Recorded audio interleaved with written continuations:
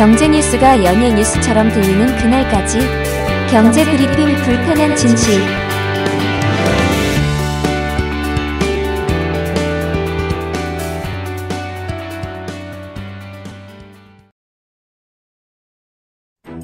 경제 브리핑 불편한 진실 12월 24일 순서 시작하겠습니다. 파티시티, 스피릿 항공, 타파웨어, TGIF. 아마 한 번쯤 들어본 기업 이름일 텐데요.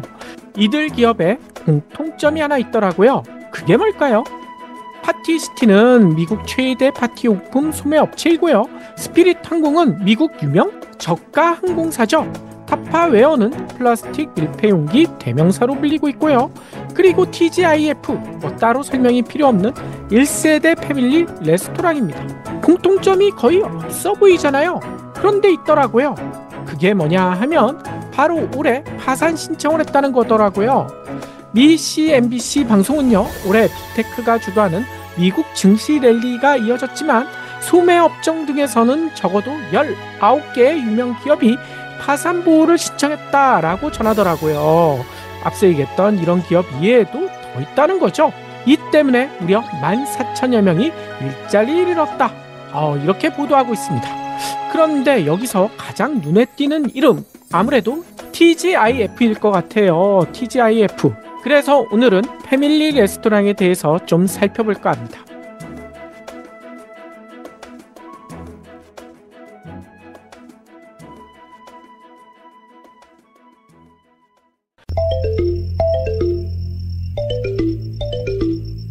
박 PD, 뭘 그렇게 기분 좋게 마시고 있어요? 요즘 유행하는 레몬수예요. 브리오에서 나온 100% 유기농 NFC 레몬즙 스틱을 물에 부으면 끝!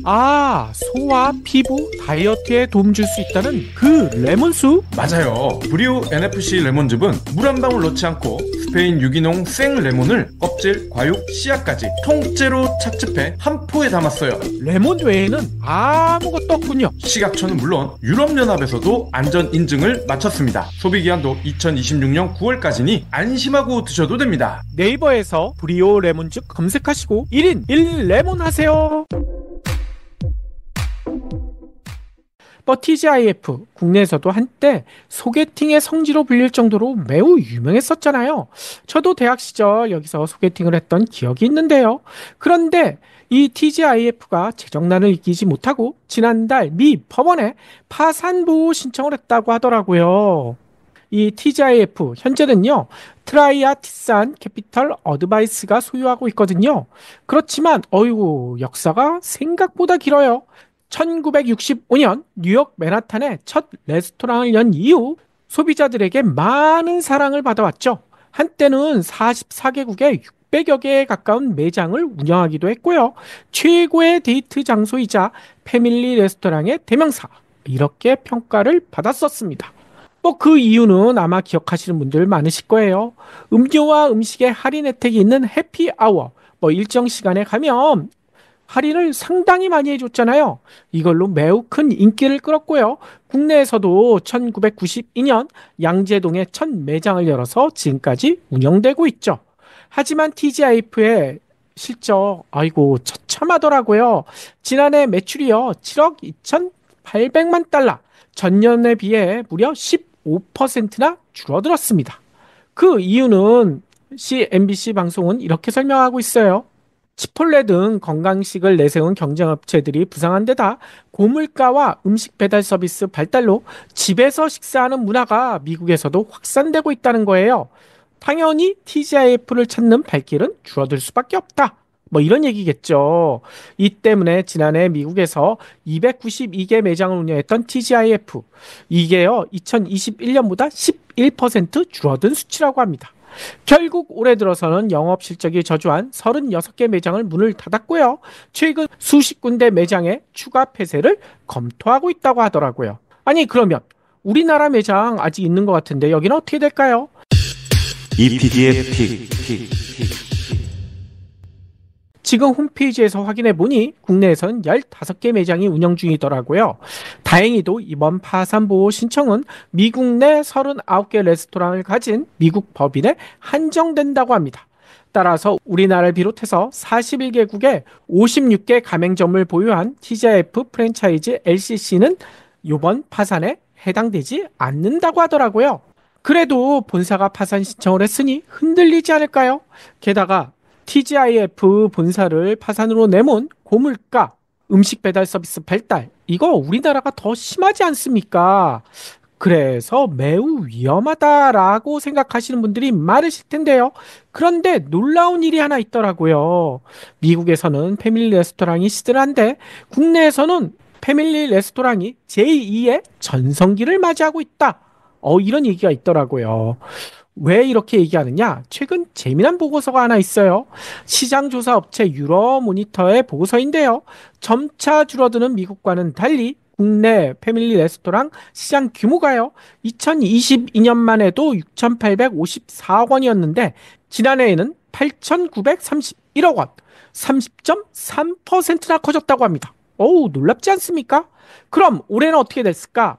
올해도요, 시장 규모가 9,319억 원으로 더 커질 것이다. 이렇게 내다보고 있더라고요. 이는 상당히 극적인 변화 아닐까요? 국내에선 패밀리 레스토랑 1990년대 초부터 20여 년간 가족 외식 장소로 전성기를 누려왔었죠. 특히 2000년대 들어서는 IMF 위기를 벗어나 소비가 회복되고 앞서 얘기 드렸던 해피아워 같은 파격 할인 경쟁이 붙으면서 주말은 물론 평일 점심시간대에도 줄을 서야 할 정도로 매우 인기를 끌었었거든요. 덕분에 1990년대 800억 수준밖에 안 되던 이 패밀리 레스토랑 업계 매출 규모가 2007년에는 9천억 원대까지 급성장을 했습니다. 하지만 그 이후로 비슷한 컨셉의 브랜드가 난립한 데다 1인 가구가 증가하면서 2010년대 중반부터 침체기를 겪었죠. 그래서 2016년 베니건스, 여기도 유명했는데 이 베니건스 그리고 2020년 세븐스프링스가 사업을 접기도 했습니다. 이런 고난의 세월을 지내다 코로나 시기에는 정말 힘들었죠. 이때는 누가 패밀리 레스토랑에 갔겠습니까? 진짜 다들 돌아다니질 않았으니까요. 하지만 존버의 승리일까요? 최근 수년 새 고물가가 장기간 이어지면서 가성비를 부각한 패밀리 레스토랑이 다시 늘어나는 추세라는 거예요. 아니, 패밀리 레스토랑 비싸다 보통 그렇게 인식할 텐데요. 요즘은 가성비를 앞세운다고 합니다. 그 이유가 뭘까요? EPD의 픽.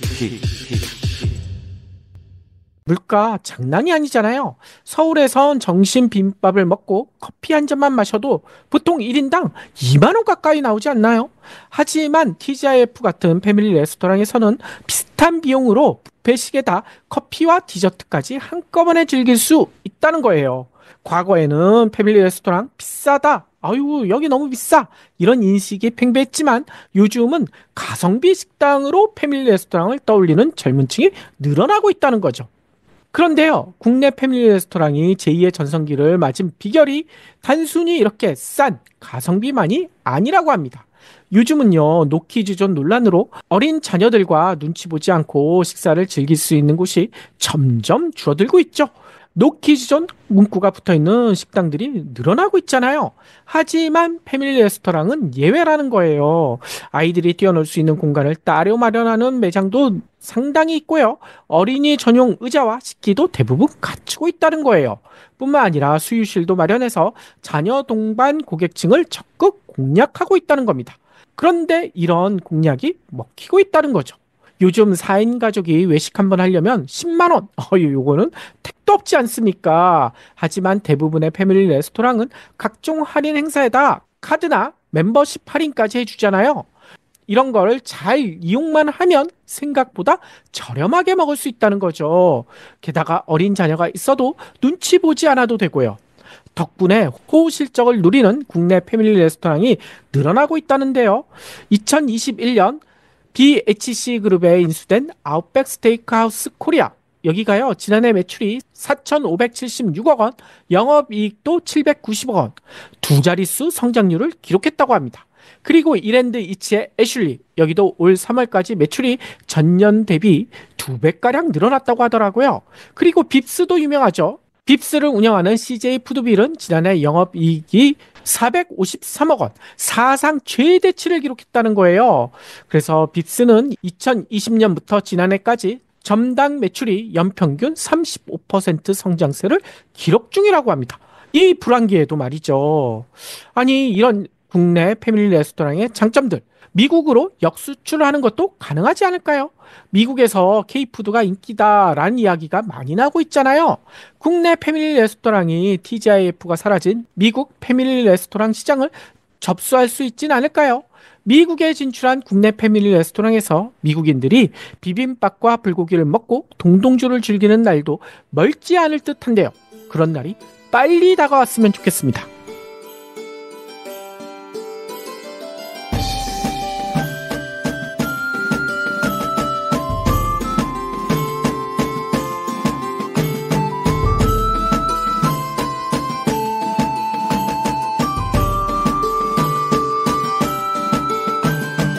경불진 완주해 주셔서 감사합니다. 하트 투척, 댓글 남기기, 링크 공유, 계좌 후원 등 경불진 두 PD에게 힘을 보태주세요. 더 좋은 내용으로 보답하겠습니다.